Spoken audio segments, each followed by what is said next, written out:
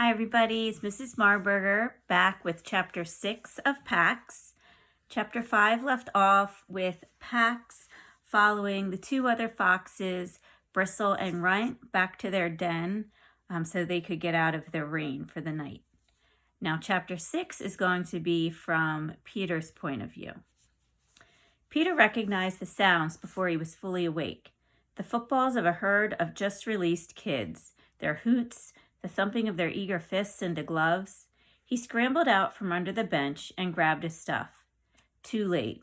20 boys and their coach were streaming down the hill. Up at the parking lot, a bunch of adults were overseeing the dismissal, and some of them wore uniforms. His best option was to join the dozen or so kids who were already scattered over the bleachers, heads bent together in clusters of 2 or 3, and blend in when they left. Peter climbed the bleachers to the top row and dropped his pack. A kid watching a baseball practice. Nothing could be more normal, yet his heart skidded. Below, the coach started lobbing fungos into the field. The players were mostly the usual guys you expect to see on a ball field, all muscle and shout. Peter found the one he wanted to watch, a small kid with straw-colored crew cut and bleached-out red t-shirt playing shortstop. While the rest of the players scrambled around like puppies, this kid was a statue, hands poised waist high, eyes glued on the coach's bat, and the instant the wood smacked cowhide, he sprang. Somehow he managed to reach every ball that came anywhere near his territory, even though he was so short that he looked like someone's tag-along kid brother. Peter knew he himself wasn't the kind of kid you expect to find on a ball field either, and he was even less at home in the dugout with all the shoulder punching and trash talking. But a baseball field was the only place where he felt he was exactly where he was born to be. The feeling that brought Peter was something he had never even tried to describe to anyone else, partly because it felt too private, but mostly because he didn't think he had the words to explain it. Holy came closest, and calm was in the mix, but neither was exactly right. For a crazy minute, Peter sensed that the shortstop understood about that holy calm, was feeling it too, right now. The coach had taken the mound and was tossing puffballs. The batters were hitting sharp liners and grounders, and the outfielders were finally paying attention, or at least facing in the right direction. The shortstop was still the one to watch. He looked like he was stitched together with live wires, gaze steady to the play. Peter recognized that kind of concentration. Sometimes his eyes would actually go dry because he forgot to blink, so focused he was on every move of every player, and knew it paid off. Like the kid in the red t-shirt below him, Peter owned his territory on a ball field. He loved that territory right down to the cut grass, dry dust smell of it. But what he loved more was the fence behind it, the fence that told him exactly what his responsibility was and what it wasn't. A ball fell inside that fence. He had better field it. A ball soared over it, and it wasn't his to worry about anymore. Nice and clear. Peter often wished that responsibility had such bright, tall fences around it off the ball field, too. When Peter's mother had died, he had gone for a while to see a therapist. At 7 years old, he hadn't wanted to talk, or maybe he just hadn't known how to shrink that kind of loss into words. The therapist, a kind-eyed woman with long silver braid, said that it was okay. That was perfectly okay. And for the whole session, Peter would pull little cars and trucks from a toy box. There must have been 100 of them in there. Peter figured later that the woman had cleaned out a toy store for him and crashed them together 2 by 2. When he was finished, she would always say the same thing. That must have been hard for you. Your mom gets in a car to go buy groceries a regular day, and she never comes home. Peter never answered, but he remembered a sense of rightness about those words and about the whole hour, as if he was finally where he should be, and there was nothing else he should be doing except crushing those little cars and hearing that it must have been hard for him. until one day the therapist said something else. "Peter, do you feel angry?" "No," he said quickly, "never." A lie. And then he had gotten off the floor and taken a silver green apple Jolly Rancher from the brass bowl by the door, exactly the way he did at the end of every single session. That was the deal the kind-eyed therapist had made with him. Whenever he had had enough, he could take a candy and the session would be over, and he left. But outside, he'd kick the candy into the gutter, and on the way home, he would tell his father he wasn't going back again. His father hadn't argued. In fact, it had seemed a relief for him. But not to Peter. Had the nice therapist known all along he had been angry that last day, that he had done something terrible, that as punishment his mother hadn't taken him to the store? And did she blame him for what had happened? A few months later, Peter had gotten Pax. He had come across a fox run over by the side of the road near his house. Soon after watching his mother's coffin lowered into the ground, he had felt an unshakable need to bury the body. And as he looked around for a good place, he found the den, filled with 3 cold, stiff kit bodies and one little ball of gray fur still warm and breathing. He tucked Pax into his sweatshirt pocket and brought him home and said, not asked, said, "I'm keeping him." His dad said, okay, for a while. The kit mewed piteously all through the night, and hearing him, Peter had thought that if he could visit the kind-eyed therapist again, he would smash those toy cars together all day and all night forever. Not because he was angry, just to make everybody see. Thinking about Pax made the old anxiety snake tighten around Peter's chest. He needed to get moving again, make up some time. The practice was breaking up now, and boys were loping in front of the field, shedding equipment as they streamed past the dugout. As soon as the field was clear, he dropped from the bleachers, pulled his backpack down, and hitched it over his shoulder. Just as he set out along the diamond, though, he saw the shortstop.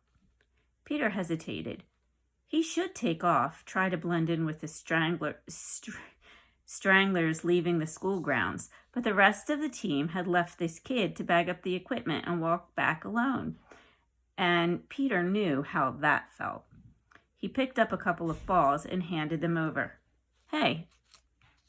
The boy took the balls with a cautious smile. "Hey." "Nice play. Last liner, that ball had air."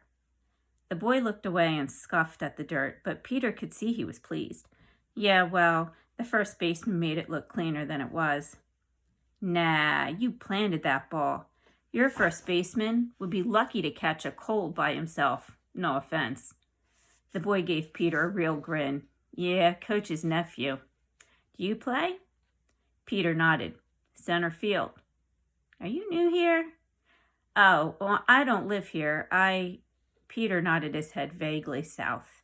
"Hampton?" Yeah, Hampton, right." The boy's face closed.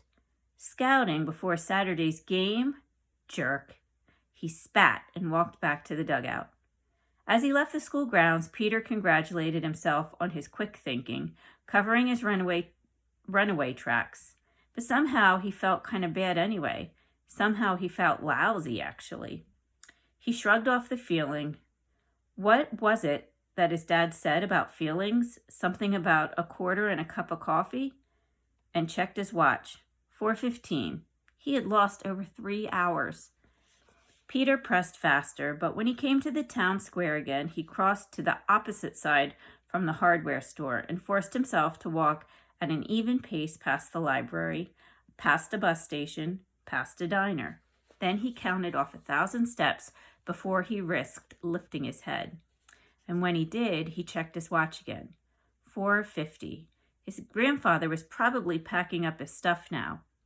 Peter imagined him walking to his rusty blue Chevy, fitting the key into the ignition. And with that image, his anxiety struck, knocking the breath right out of him. He scaled a low wooden fence and dropped into scrubby brush. He pushed a good, safe 30 feet until the sapling rose up taller than he was, until his anxiety let him breathe right again, before turning to parallel the road. It was a rougher go now, but 15 minutes later he reached it, the highway. Peter shadowed the entrance ramp, crouching low, then, at a break in the traffic, ran down the culvert, scaled the chain-link fence, and dropped to the other side, his heart beating hard. He had made it. He went into the trees, keeping an eye out for a likely place to cut west, and in just a few minutes he found one, a dirt road running perpendicular to the highway. Well, not much more than an old wagon path, to be honest, but it was heading in the right direction and would be easy walking, even at night. So he turned in. For a short while, the trees beside him grew denser as he walked, and only bird calls and squirrel rustlings broke the silence. Peter realized he might have seen the last of civilization for a while, and the thought lifted him. But a few minutes later, the road turned a corner and began to run along an old pasture dotted with gnarled fruit trees in ragged bloom. A stone wall bordered the field, and a low barn stood at the corner. There were no lights on the barn, no car or truck beside it. Still, Peter's heart crashed. The barn looked freshly painted, and some of the roof shingles were the raw pink of new wood. This was the road to someone's home. Worse, it might lead to a bigger road the atlas had been too old to show. And in any case, it wasn't a shortcut across the hills. Peter dropped his pack and sank into a narrow jog in the stone wall. He was exhausted and starving. He tugged his boots off and peeled down his socks. 2 bad blisters throbbed on each heel. They were going to kill when they broke. Peter dug out his extra pair of socks from the bottom of his backpack and worked them on over the first pair. He rested his head back against the rough stone, still giving off a little warmth from the day's sun, which was now hovering just over the line of trees, bathing the field in a peach-colored glow.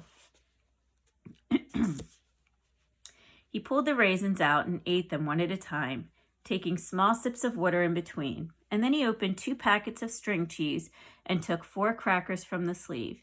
He ate slowly, as slowly as he could, watching the sun over the orchard, surprised to find that he could actually mark its sinking movement. How had he lived 12 years and never known this about sunsets?